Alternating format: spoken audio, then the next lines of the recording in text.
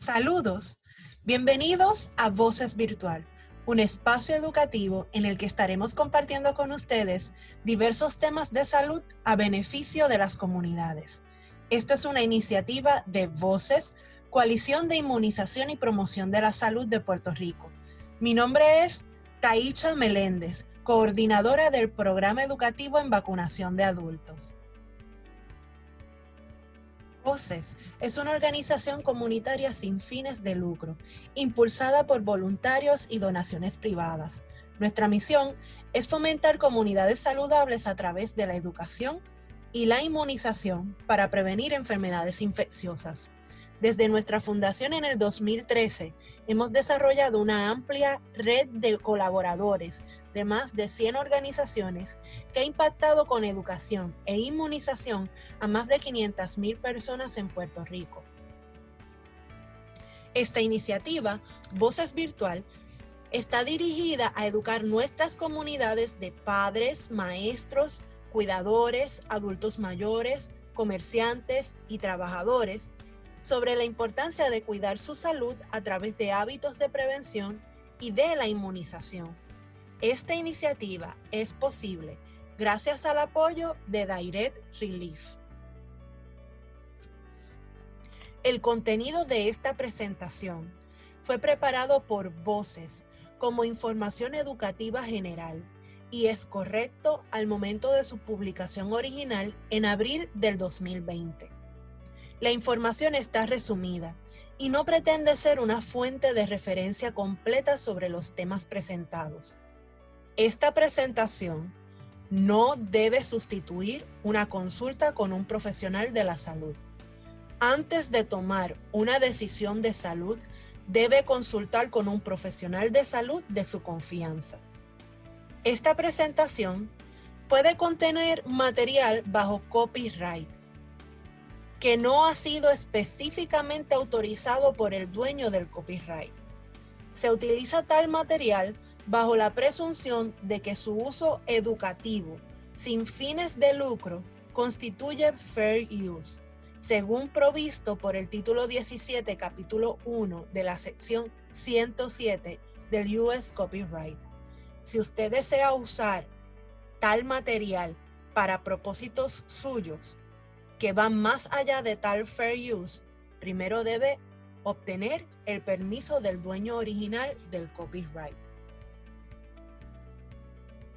Hoy estaré compartiendo con ustedes el tema que hemos titulado Hogar Prevenido, Hogar Seguro, y destaca las guías de CDC para la prevención de brotes en centros de cuidado prolongado.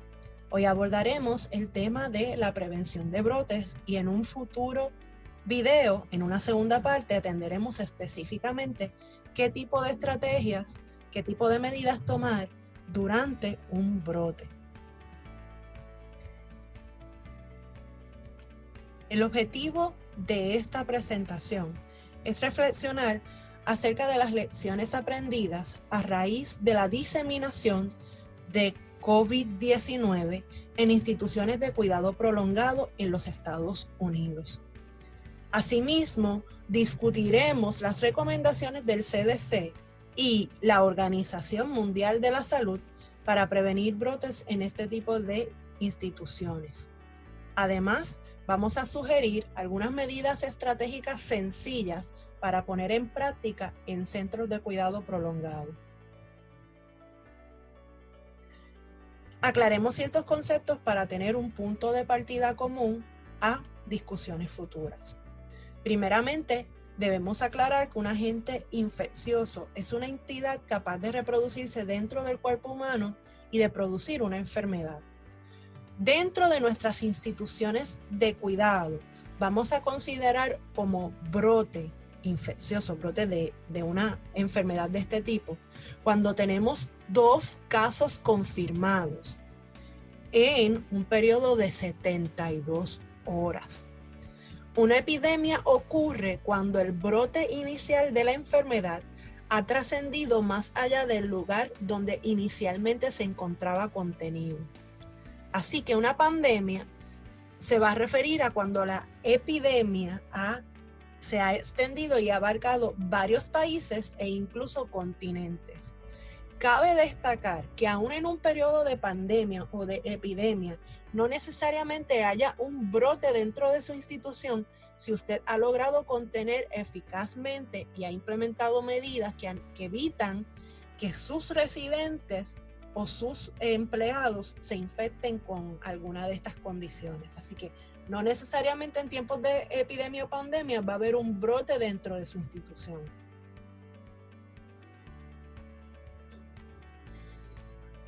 Y todo esto lo hacemos considerando que los adultos mayores son un grupo de alto riesgo.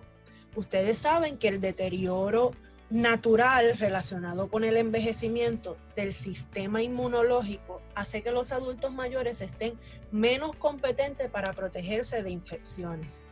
Sin embargo, aún dentro de nuestras instituciones hay viejos más frágiles, más susceptibles que otros, porque comparten ciertas características que influyen en su probabilidad de padecer la enfermedad o incluso de complicaciones a raíz de esta enfermedad.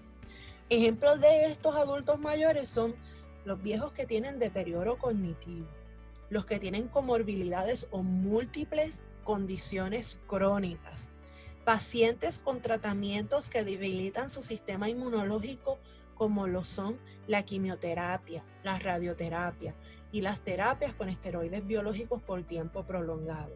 Así que son dentro del grupo de alto riesgo que representan los adultos mayores, un grupo de mayor riesgo.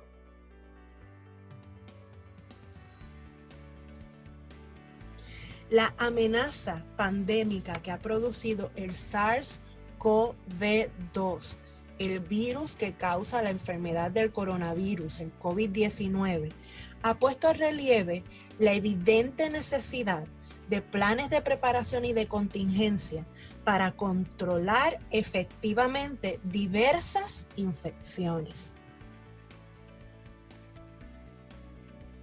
¿Qué sabemos de COVID-19?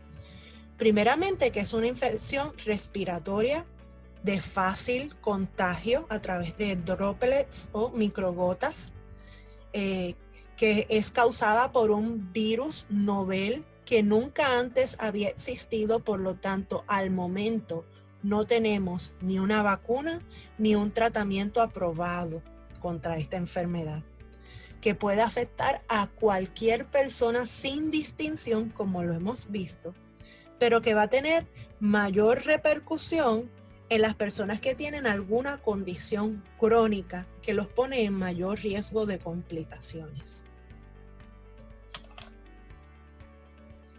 Discutamos qué sucedió en King County.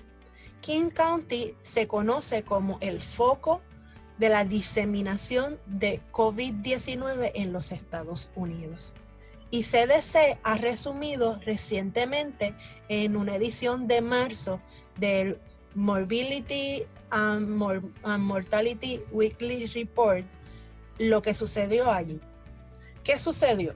En una facilidad de salud de cuidado prolongado que llamaremos Facilidad A, un centro de cuidado prolongado donde residían 130 personas, adultos mayores, que contaban con unos 170 empleados, a mediados de febrero surgió un brote de fiebre y de infección o de dificultad respiratoria. Para el 24 de febrero trasladan y hospitalizan a una mujer de 73 años. ¿Quién era esta mujer?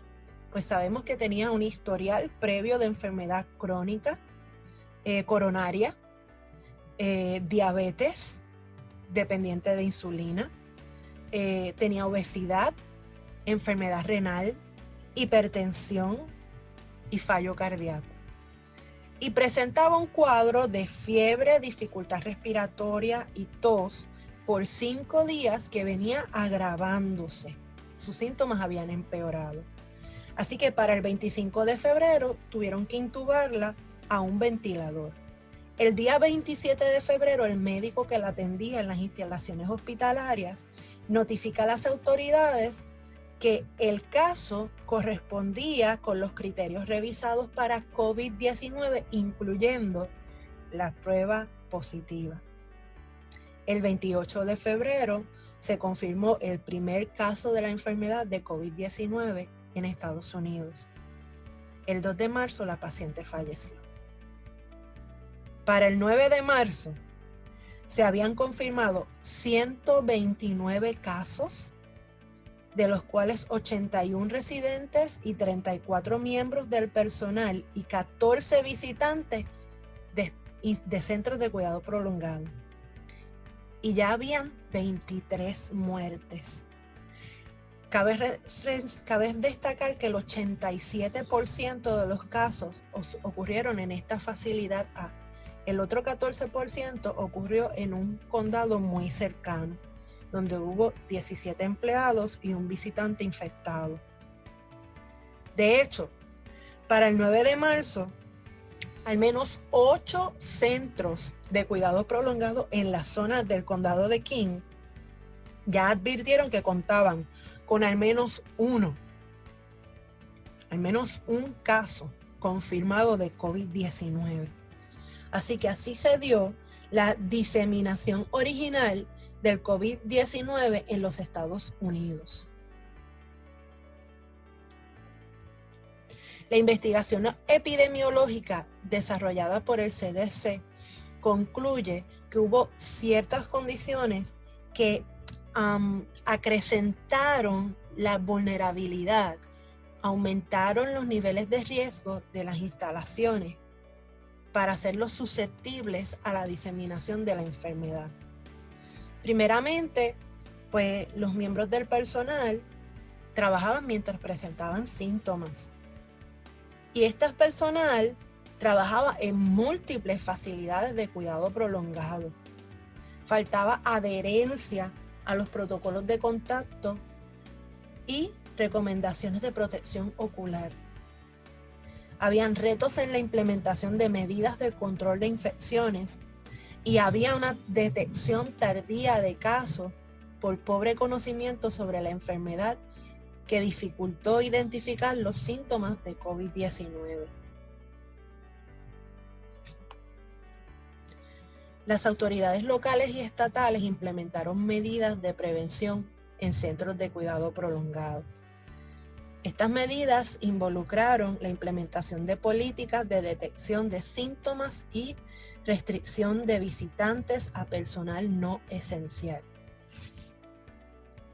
Es necesario destacar que se trata de la primera investigación epidemiológica de COVID-19 dentro del territorio de la nación de Estados Unidos.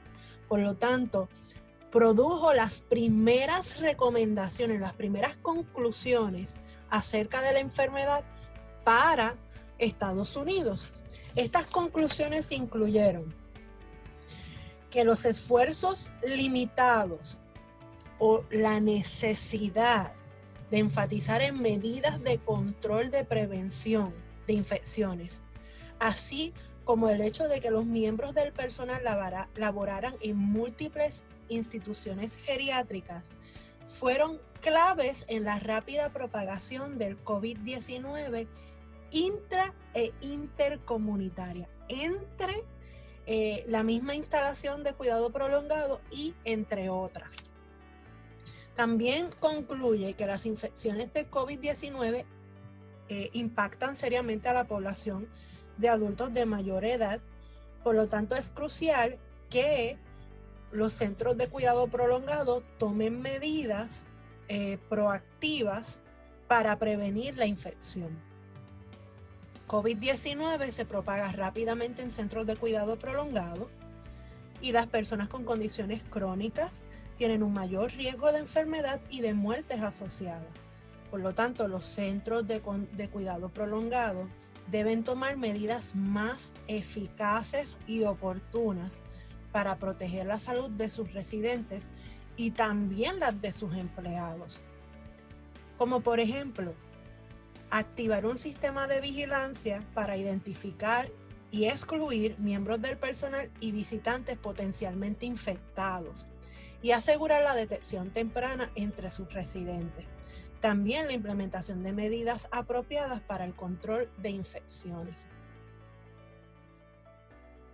Todo lo sucedido en el condado de King, los resultados de la investigación epidemiológica llevaron a que las autoridades locales y estatales implementaran medidas de prevención de COVID-19 específicas en centros de cuidado prolongado.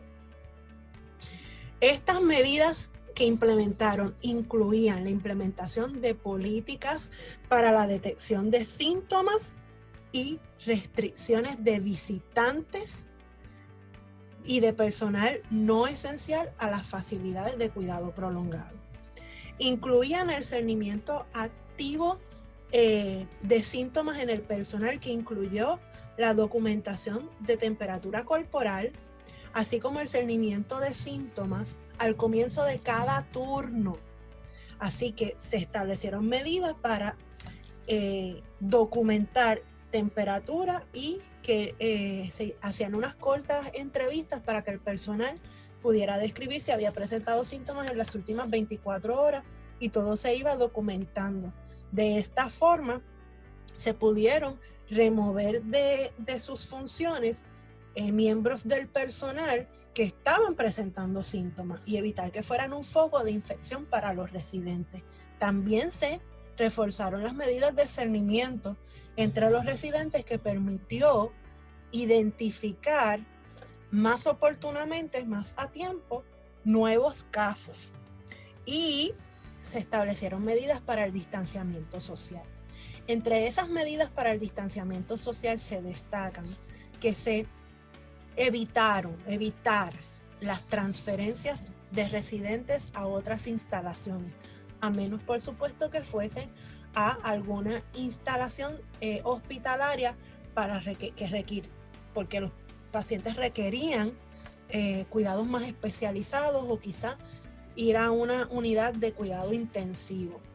Pero no se admitieron nuevos pacientes a las instalaciones de cuidado prolongado durante, ¿verdad?, la epidemia a partir de ese momento. Además, ellos implementaron que los residentes permanecieran en sus habitaciones. Ellos lo llamaron restricción de movimiento, pero más bien fue un confinamiento. De esta forma, cancelaron las actividades comunitarias, las actividades grupales, cerraron los comedores para que no se pudieran congregar en los comedores, y ahora reciben las comidas dentro de sus habitaciones.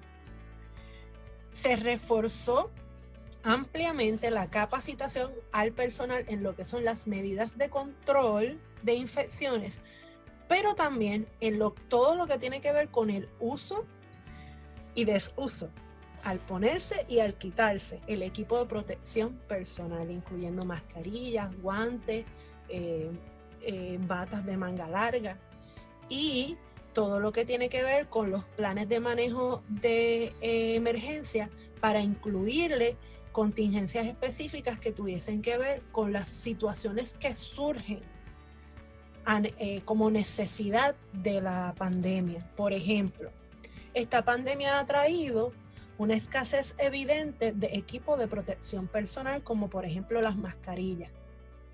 Se incluyeron entonces disposiciones específicas acerca de qué hacer, qué tipo de contactos lograr, cómo coordinar interagencialmente para adquirir suplidos y equipos, y también qué otro tipo de estrategias se podían utilizar, ya que había escasez de mascarillas desechables. ¿Qué otro tipo de equipos se podían utilizar y cómo preservar el uso de esos equipos? ¿Qué podemos hacer para preparar nuestros centros de cuidado prolongado? Bueno, como yo les advertí previamente, hoy nos vamos a enfocar en cómo preparar nuestros centros, qué cosas hacer antes de que surja un brote. Y en un próximo video vamos a hablar de qué medidas específicas, qué cosas puntuales debemos hacer durante el brote. Hoy vamos a hablar específicamente, vamos a abundar más en las guías de los centros de control y Prevención de Enfermedades, los CDC, las guías que ellos establecen para el control de COVID y de influenza. ¿Por qué de influenza? Porque el CDC ha declarado que las medidas de control de infecciones de COVID-19 son las que deberían estar llevando a cabo los centros de cuidado prolongado durante la temporada de influenza, que son las mismas medidas.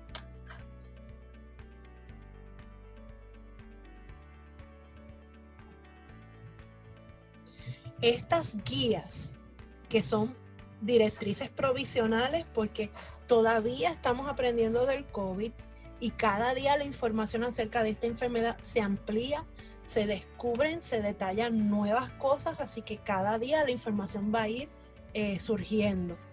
Estas guías provisionales hablan de unos puntos, de 5 puntos específicos en los que debemos reforzar para prepararnos para brotes. Hablan de la vacunación, de los planes de preparación ante emergencia, de la vigilancia de síntomas, el distanciamiento físico o social y la educación. Los mismos temas que se abordan desde la investigación epidemiológica. Vamos a detallar estos asuntos ahora.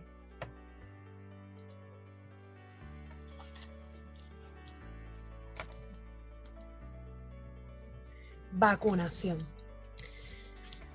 Los adultos mayores o a partir de los 65 años de edad, los adultos mayores deberían recibir una serie de vacunas que están estrechamente relacionadas a infecciones respiratorias.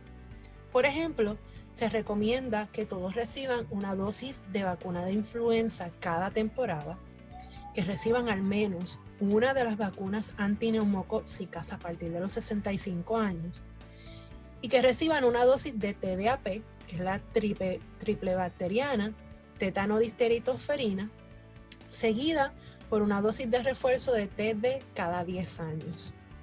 Sería pertinente que cada instalación o centro de cuidado prolongado desarrolle estrategias para prevenir este tipo de enfermedades infecciosas, primeramente entre sus residentes, pero también a su personal y eventualmente a promoverlo entre sus visitantes.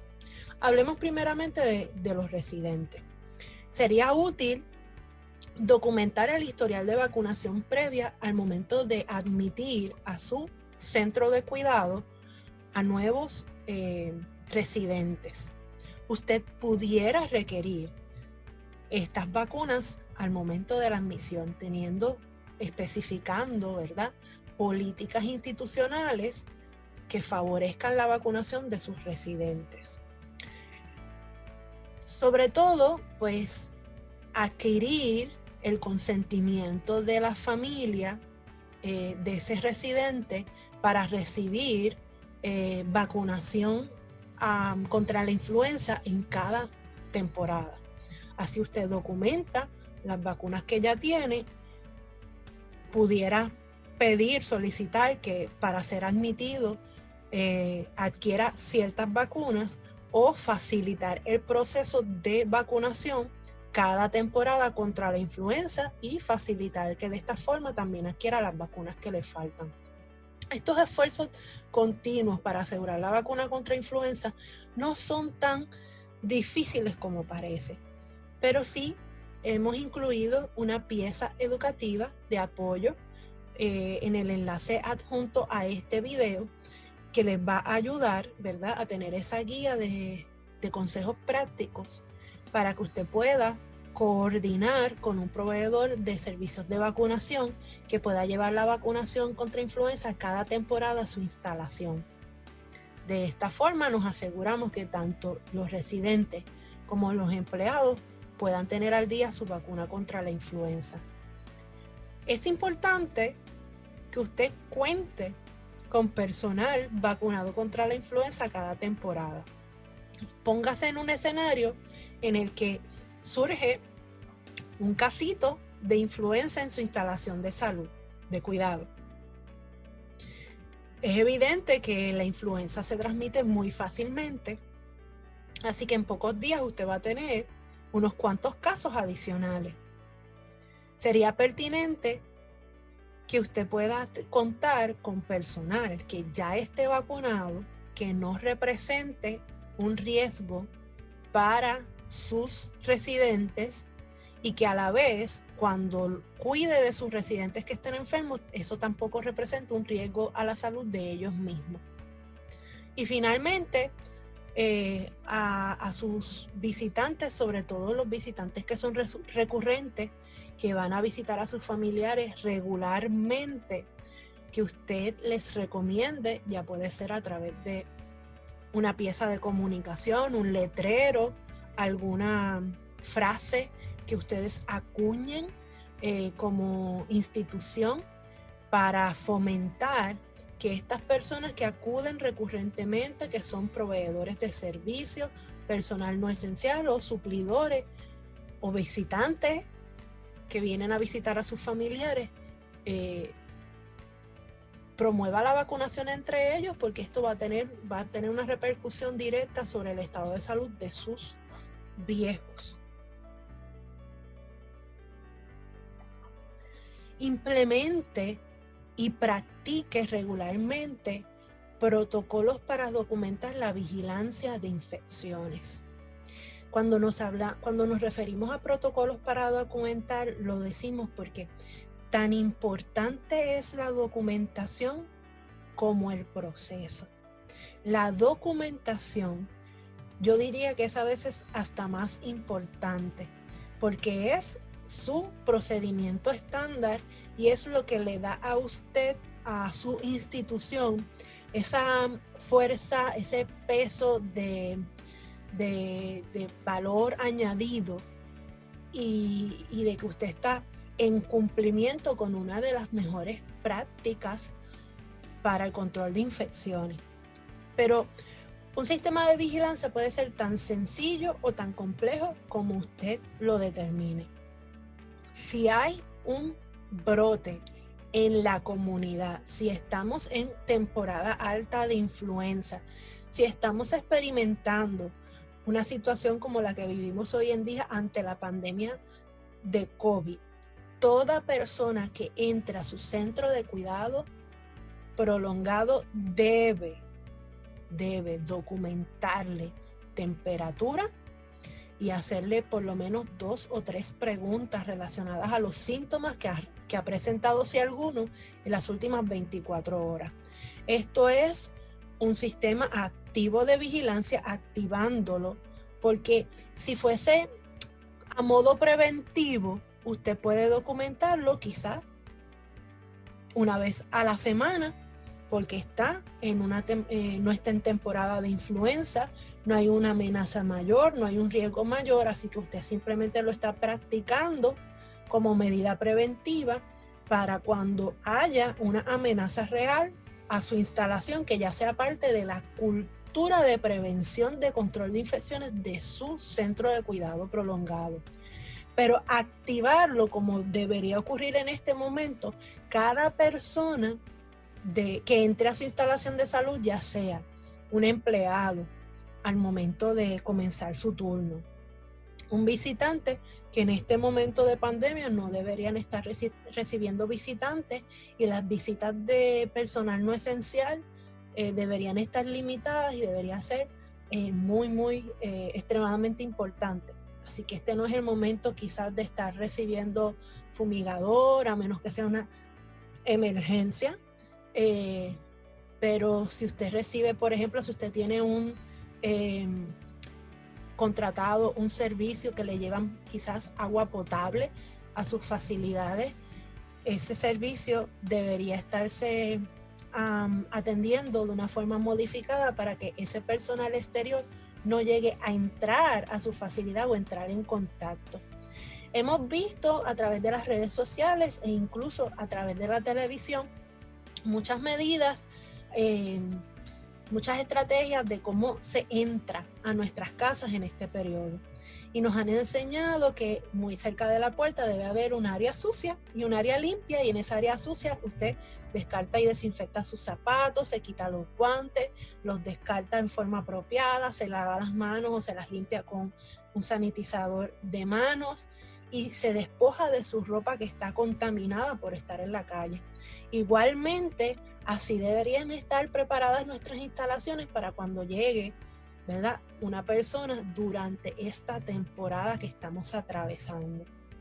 Y en ese lugar de entrada, de discernimiento, de situación de desinfección, ahí hacer entonces ese cernimiento activo de síntomas de su sistema de vigilancia. Puede ser sencillamente una tabla donde usted documente el nombre de la persona o el rol que ejerce, el día, la hora, la temperatura que esa persona arrojó y que se desprenda, ¿verdad?, de las contestaciones, de las preguntas que usted le haga, si ha tenido algún síntoma respiratorio en las últimas horas. Documente eso al comienzo de cada turno de sus empleados, documéntelo también de cada persona que entre a su instalación, y no admita ningún visitante con síntomas, no admita ningún empleado con síntomas.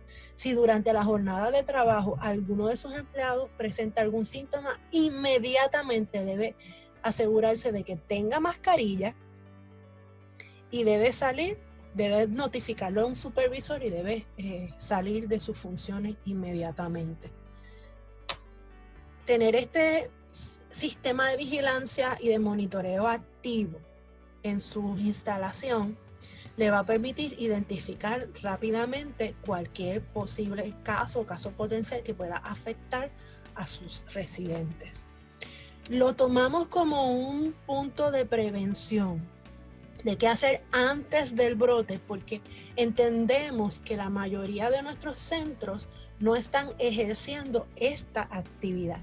Es una estrategia, una medida que implementar inmediatamente durante la emergencia que estamos viviendo, pero igualmente es una medida de prevención que hacemos antes del brote, implementar o desarrollar el protocolo y desarrollar los mecanismos para documentar la información, las tablas o el documento que se llena donde usted va a tomar esa información, y de practicarlo con cierta regularidad, practicarlo una vez a la semana, practicarlo de cierta forma que usted pueda anticiparle a sus empleados con la retrocomunicación adecuada y sensible si hay algún elemento de ese sistema de vigilancia que estén desarrollando, que estén implementando en forma incorrecta, y corregirlo antes de que suceda un brote. Distanciamiento social o distanciamiento físico. Pues debemos anticipar las necesidades de espacio que puedan surgir en nuestras instalaciones de salud. Yo sé que es muy complejo en algunos de nuestros hogares de envejecientes, porque no contamos con infraestructura apropiada. La naturaleza de este tipo de establecimientos en los Estados Unidos es muy diferente a como lo vemos aquí en Puerto Rico. Pero sería muy pertinente que usted contara con algún espacio, alguna habitación separada, donde no haya ningún residente, y que usted destine únicamente a la separación de personas con síntomas. Esto significa tener un cuarto en su facilidad, en su hogar, donde en el momento en el que surge un paciente con síntomas y usted está dando los pasos para que esa persona les realicen la prueba de cernimiento, ya sea de influenza, de micoplasma o la de COVID-19, que usted pueda inmediatamente aislar a esa persona. A mí no me gusta utilizar la expresión aislamiento, porque conlleva, ¿verdad?, otras medidas de ventilación cruzada diferentes, pero sí de separación. Separe a las personas con síntomas para evitar que estas personas entren en contacto con otros residentes y que comprometan la salud de esos otros residentes. Cuente con una habitación separada para eso, y el personal que labora, que entra en contacto directo con las personas en esa área, idealmente no debería entrar en contacto con otros residentes que no estén presentando síntomas. ¿Okay? Así que si usted tuviese un brote en su instalación, que surgen 2 casos en 72 horas, en 2 o 3 días, usted puede separarlos y contener ese brote, destinando personal al manejo de esos casitos en un área separada, para evitar que otras personas se contagien. El distanciamiento físico, como hemos hablado, también incluye cerrar algunas áreas comunes, incluso comedores. Y eso también es un reto a la infraestructura de este tipo de establecimientos en nuestro país. Pero una de las opciones es escalonar las comidas, escalonar los horarios de comida. Usted puede llevar al comedor un grupo de personas más pequeño, que ellos reciban sus comidas, y entonces traer a otro grupo igualmente pequeño, que haya un distanciamiento físico, que no estén todos conglomerados en el mismo lugar a la misma hora. Igualmente, usted puede hacer lo mismo si usted tiene múltiples, más de un paciente o residente durmiendo en una misma habitación. Y esas personas no tienen que estar todo el tiempo juntas en la habitación. Usted puede escalonar los horarios en los que esas personas comparten en otras áreas de su hogar. Así tiene a uno de ellos fuera de su habitación en el horario de la mañana, y después del almuerzo, después del mediodía, intercambia esa persona y lo trae quizás a otra área como un balcón, una sala, y de esta forma usted no tiene tanta gente compartiendo los mismos espacios, para evitar, ¿verdad?, el contacto cercano unos con otros. Distanciamiento social apropiado sería de 6 pies entre personas, y esto es un gran reto en nuestras instalaciones de cuidado prolongado, y aún es un reto aún mayor para el personal que labora en esas instalaciones.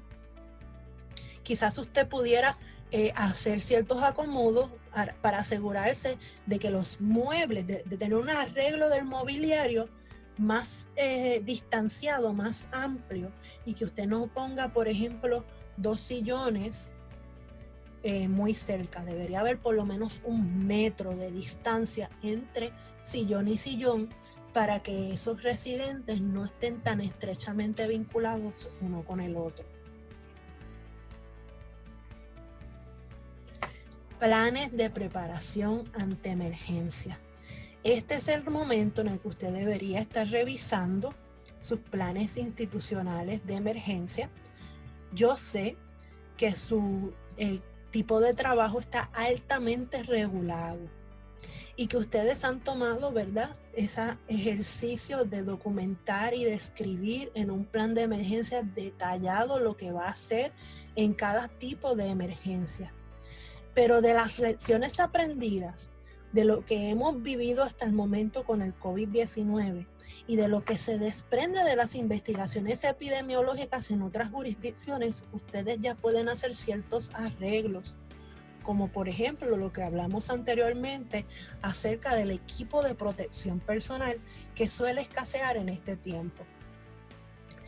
Otra de las contingencias que deben considerarse es que el asegurarnos de tener un banco de recursos. Un banco de recursos que le permita tener acuerdos formales por escrito o contratos con suplidores para usted poder adquirir ciertos suministros esenciales o suministros de emergencia. No solamente equipo de protección personal, sino los suministros del día a día, porque quizás en su experiencia del día a día, usted va y hace compras al supermercado usted mismo o lo designa en una persona, pero ante la emergencia que estamos viviendo, ha sido quizás un reto mayor el ir al supermercado, adquirir lo que ustedes necesitan. Entonces tal vez algún acuerdo con un suplidor, un contrato con algún comerciante que facilite que ustedes como institución de personas de alto riesgo tengan alguna prioridad al momento de adquirir los artículos que necesitan. Igualmente, durante la emergencia que estamos viviendo, no solamente en sus instalaciones de centros de cuidado prolongado, sino en otro tipo de empresas o comercios que han permanecido abiertos, hemos observado un aumento en el ausentismo laboral. Claramente esto puede deberse a temores de infección, puede deberse a que la gente presente síntomas y esté enfermo verdaderamente y debe quedarse en casa si está presentando síntomas. Así que sería buena idea que usted cuente con un banco de talentos, de recursos que quizás usted pueda poner en práctica a lo largo del año, en ciertos momentos, haciendo ciertas vacaciones, llamándolos en ciertos periodos especiales o temporadas y poniendo a prueba ese personal que usted sabe, esta muchacha, este muchacho es bueno, lo hace bien, no puedo contar con él ahora o está comprometido de otra forma, pero en un momento de emergencia va a ser un recurso de gran provecho para atender y poder dar el servicio que se da en su institución. Así que cuente con ese banco de talentos, ese banco de recursos que le va a asegurar a usted tener continuidad de sus operaciones. Además, considere tener modelos de comunicaciones de emergencia. Modelos de comunicaciones de emergencia, me refiero a un gran espectro de documentos preformados ya para usted sacar de su plan, actualizar y utilizar en el momento de una emergencia. Por ejemplo, hablábamos hace un momento de tener cierta habitación separada, destinada para pacientes con síntomas. En el momento en que eso surja, usted debe rotular la puerta de ese cuarto. Rotularla de forma que la gente que vaya a entrar, el personal que vaya a entrar en contacto con las personas adentro, sepa que tiene que tener cierto equipo de protección, cierto nivel de cuidado, de contacto con las personas dentro. Esa comunicación ya usted la puede tener previamente formada y guardada en su plan de emergencias. CDC desarrolló una hoja que actualmente está disponible solamente en inglés, pero puede ser una estrategia de ustedes para su centro, en la que usted puede comunicar a los familiares de sus residentes las medidas de control de infecciones que se estarán tomando durante este momento de la temporada de influenza, que han aumentado los casos y queremos proteger la población de nuestro hogar. Por lo tanto, las visitas se van a estar restringiendo a tales días, en tal horario, o una comunicación en la que estemos comunicando o se presentó un caso de tal infección en nuestras facilidades, estas fueron las medidas que se tomaron y la infección está controlada y contenida. Y se va a estar proveyendo mayor información próximamente.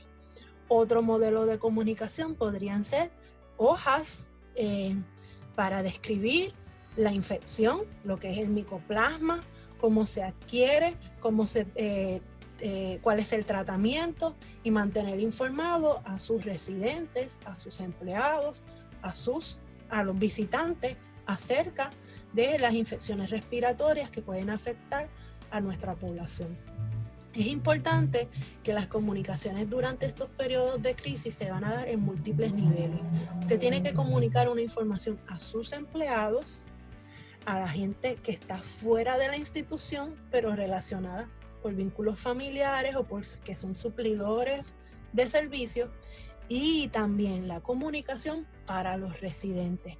Nadie mejor que usted conoce el nivel al cual debe referirse a cada uno de sus residentes. Usted sabe que ellos entienden, cómo lo entienden, y usted va a ser la persona que está con la mejor competencia para entender qué tipo de información le puedo decir y qué puedo obviar y qué tan complejo o qué tanta descripción le voy a dar a mis residentes acerca de esta enfermedad.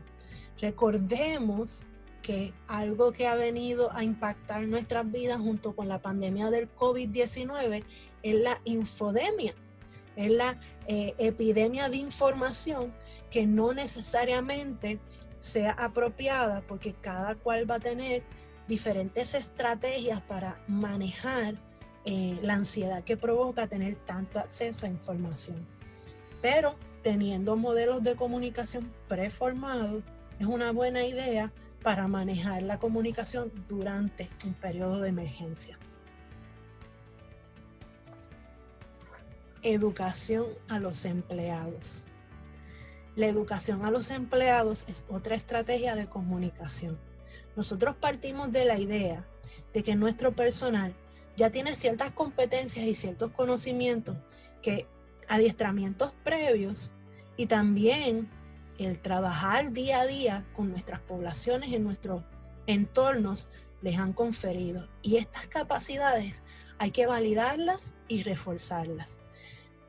La información para el control de infecciones tiene que ser continua, tiene que ser redundante. Redundantemente tenemos que hacer esta mención, este recuerdo del lavado de manos constante de 21 minutos con suficiente agua y suficiente jabón. Constantemente tenemos que hacer énfasis en el uso de protección personal que enfatice en las vías de accesos, ojos, boca, manos, mascarilla, gafas y guantes. Y la documentación de los protocolos de prevención. Como les dije anteriormente, la documentación es tan importante como el proceso.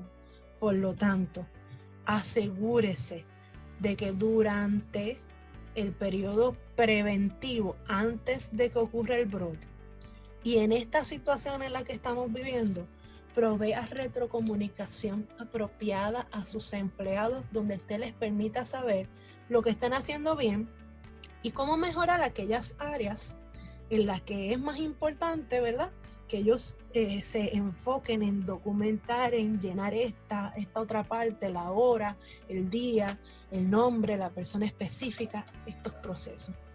Finalmente, esta educación también debe enfatizar en que se familiaricen con los procesos de desinfección. Primero se limpia, luego se desinfecta. La limpieza de desinfección es tan esencial, en el proceso de desinfección es tan esencial el proceso como el producto. Y deben ser productos aprobados por la EPA, y debe ser, ¿verdad?, el mecanismo adecuado para la desinfección de aquellas áreas donde están más poblados, ¿verdad?, porque tenemos más contacto físico. Quiero hacerles referencia a un video que ya está disponible en nuestra página acerca del proceso de desinfección, y ustedes pueden accederlo en cualquier momento para rescatar esa información y que puedan reforzar esas áreas para sus empleados. Pónganles el video, documenten que sus empleados vieron y tuvieron acceso a ese video tal día, y entonces les reforzamos el proceso de educación continua y reforzamiento de estas áreas a sus empleados. En resumen, tengo una vista para que ustedes puedan conocer estas estrategias preventivas, pero en este caso las que están basadas en las guías de la Organización Mundial de la Salud. Ya yo les hablé de los 5 puntos más importantes en la prevención de brotes de infecciones que recomienda los Centros para el Control y Prevención de Enfermedades, y estos son los puntos más importantes en los que la Organización Mundial de la Salud hace énfasis. Capacitación. En el caso específico de COVID-19, la capacitación debe incluir una descripción general de la condición, debe hablar acerca de la higiene de manos, de la etiqueta respiratoria, de cómo se tose, se estornude de forma apropiada, y de precauciones estándares y las basadas en la transmisión de COVID-19 y enfatizar en su práctica. Esto tanto para el personal como para los residentes. Hable con sus residentes acerca de COVID-19. Explíqueles a su nivel lo que está sucediendo. Evalúe el desempeño en las prácticas de control y prevención de infecciones, de esa retrocomunicación oportuna y asertiva en el momento correcto. Ayude a que sus empleados refuercen aquellas áreas en las que necesitan ser más puntuales.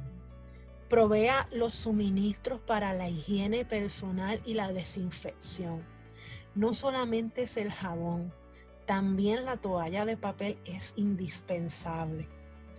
Y medidas de distanciamiento social que incluyan la restricción de visitas, las comidas escalonadas, la cancelación de actividades grupales, una distancia de al menos 1 metro entre persona a persona y evitar tocarnos. En Voces, solo compartimos información con base en evidencia y le invitamos a compartir información solo de fuentes fidedignas como el CDC o la Organización Mundial de la Salud.